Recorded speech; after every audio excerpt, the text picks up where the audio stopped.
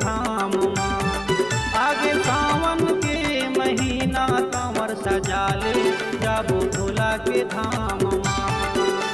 मन के मनौती पूरा करही भोला, मन के मनौती पूरा करही भोला, जाबो भोला के धाम माँ।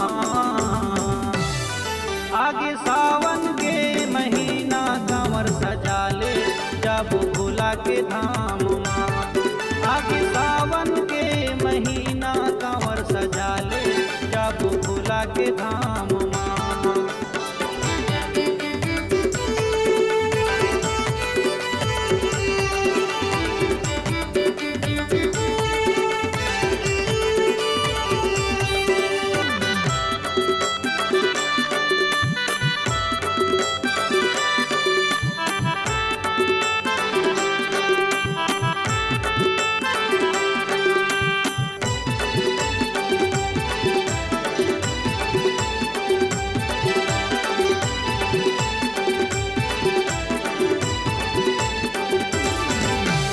देवन माँ महादेव बड़े हैं भोले अवगढ़ दानी। आधा अंग माँ विराजे है जेखर पार्वती महारानी।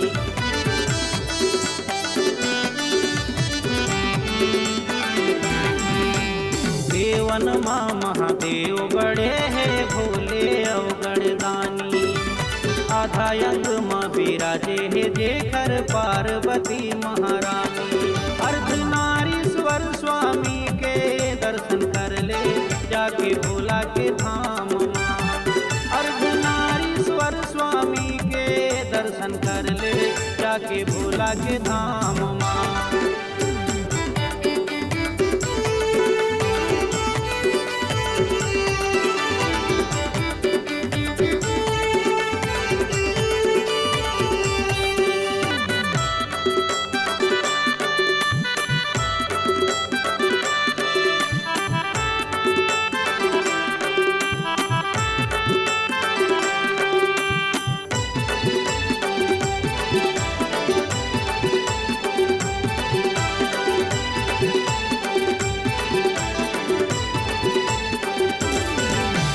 कमर बघम्बर गले नागमाला, माथे मधुज के चंदा।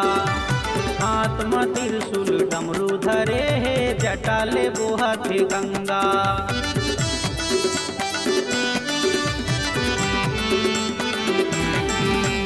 कमर बघम्बर गले नागमाला, माथे मधुज के चंदा। हाथ में त्रिशूल डमरू धरे है, जटा ले बोहत गंगा। विश्वनाथ अविनाशी के दर्शन कर ले जाके भोला के धाम माँ। विश्वनाथ अविनाशी के दर्शन कर ले जाके भोला के धाम माँ।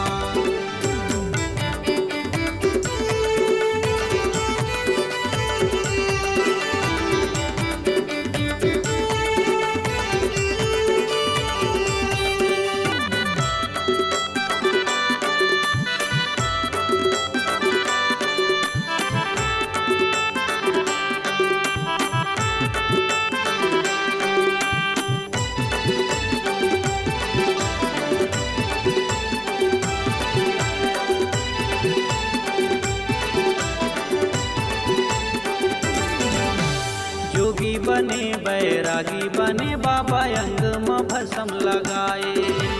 अखंड तपस्या धारण करे, कैलाश में ध्यान लगाए।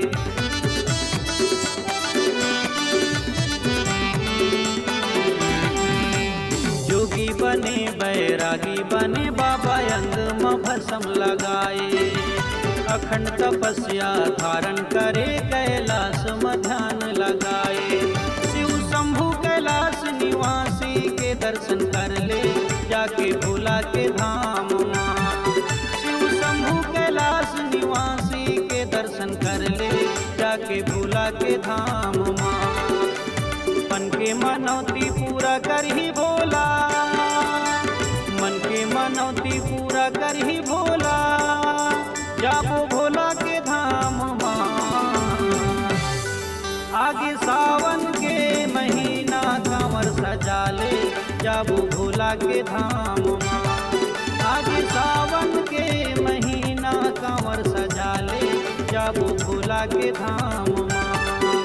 आज सावन के महीना कांवर सजा ले जाबो भोला के धाम।